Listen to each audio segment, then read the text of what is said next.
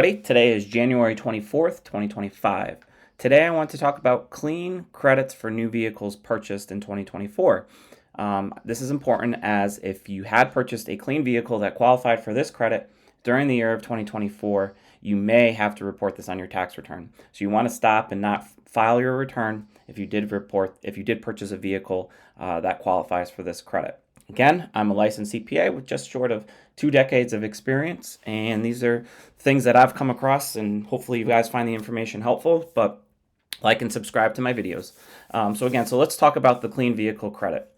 So under the Inflation Reduction Act of 2022, you were able to get a credit for clean vehicles, so meaning, mainly electric vehicles, but you can also get it for, hybrid vehicles that are plug-in hybrids as well. There's certain qualifications that the vehicle needs to make in order for you to be able to get this particular credit. Now, historically what would happen is you would purchase your vehicle, and then at the end of the year when you did your tax form, you would fill out the form to claim the credit on your taxes. Now, if you're somebody that, maybe your tax liability was a little bit lower, you might run into issues where that credit may end up carrying over and whatnot. So what they changed under this Inflation Reduction Act is they allowed you to take the credit at the time of purchase. So the dealer will get the credit, and then they'll be able to apply that credit against the purchase price.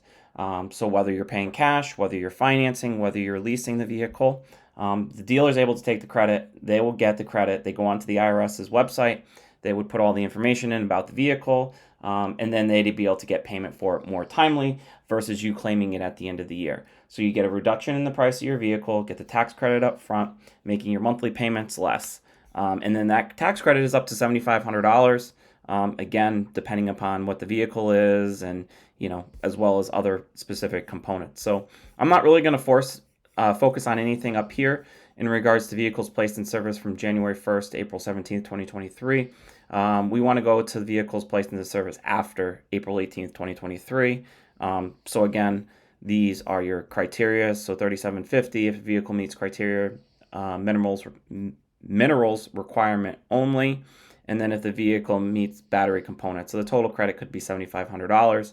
And then again, here are the specific qualifications down here. Again, feel free to pause the screen and review those qualifications, as well as you can go to fueleconomy.gov to see if your vehicle qualifies.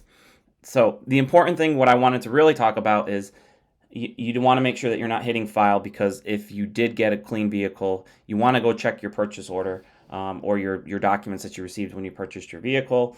The IRS should be sending a notice in the mail. So again, let's take a look at what a notice looks like. I'm just going to move this window over to the side. So this is a CP99D. Again, I redacted information on it, but basically this tells you that you purchased vehicles during the year. It gives you the specific date. It gives you the VIN number. And you need to file Form 8936, Schedule A, along with your federal return. If you do not file this form, you more than likely either get a notice. They may or may not reject the return yet. I'm not 100% certain, but that may become an issue. And if they don't reject it, then you will ultimately get a notice, and then you will have to go back and file the form, and you potentially could have to file it by hand. So again, as I always state in all my videos, you want to make sure that you limit the touch points with the IRS. So limiting the touch points with the IRS would make sure that this is included. So even if you didn't get this CP99D, the IRS is trying to send them out to remind people, especially if you purchased your vehicle early in the year and you maybe forgot that the credit got transferred to the dealer. They're just sending it out to remind you that you need to file this form with your tax return. So again, when you go to your accountant or you go to your accountant or you go prepare it yourself, you want to make sure that you provide the information needed. Now, let's talk about the specific form. The form is fairly basic. So again, I think anybody who's filling out this form on their own will be able to do it on their own. I'll probably maybe make another video going through on TurboTax. I'll have to check out how you actually fill it out. But again, just kind of the details that you'll need in order to fill the form out it's a couple questions, but you'll need the year of the vehicle. So this is the actual form. So it's 8936, Schedule A. Again, you'll need the year of the vehicle, the make, the model, the VIN number, and then the date you placed it in service. You'll also need to answer this question. Yes, so you will need the seller's paperwork. They should have provided you a form with the total amount of credit that you ended up transferring the vehicle. So you'll need to answer this question yes, and you'll need to put the amount down here. Again, just need to answer all these questions. So if 4A is yes, you need to complete line 8 or line 13 as applicable and check here if directed to do so. So we go down to line 8. Did you resell the vehicle within 30 days placed in service? If you said yes, then you can't claim the credit. If the answer is no, you have to go down below to 8B. Are you filing this form with an individual income tax return? Answer is yes. You'd go to 8C. Complete form 8936 line 1, 2.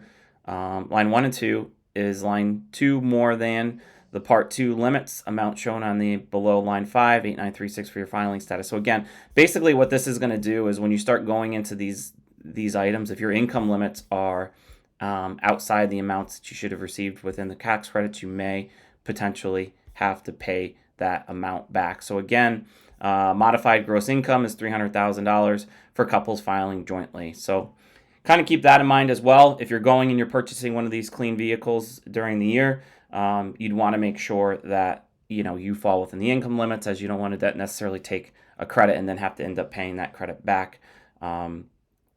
So again, if your threshold was below that threshold for 1 to 2 years prior, you will still be able to take that credit. So again, just kind of be diligent and make sure that you fill these out. But main information is really just going to need the year, make, model, VIN, and then the total amount of the credit. And then if you're using a CPA or enrolled agent, they'll be able to walk through the rest of the form. If you're using a do-it-yourself tax prep software, it will ask you questions that will ultimately end up filling out this entire form. Again, I will not go through it in its entirety because most of the tax prep softwares, do-it-yourself, will just ask you questions and it won't end up being necessarily looking at this specific form. It's going to be more of a form, not a forms view, but a pro forma view. So basically ask questions and then it pre-fills the forms. Again, hopefully everybody finds this information helpful, useful. I just wanted to keep this top of your mind as we're coming up to the IRS opening up the tax filing season on 1/27, which is Monday. So again, keep this in mind. If you did purchase a vehicle that falls under this credit, please just review your sales contract to make sure that you don't have to fill out this form. So please like, subscribe, comment if you found this video helpful, and we'll see you in the next video.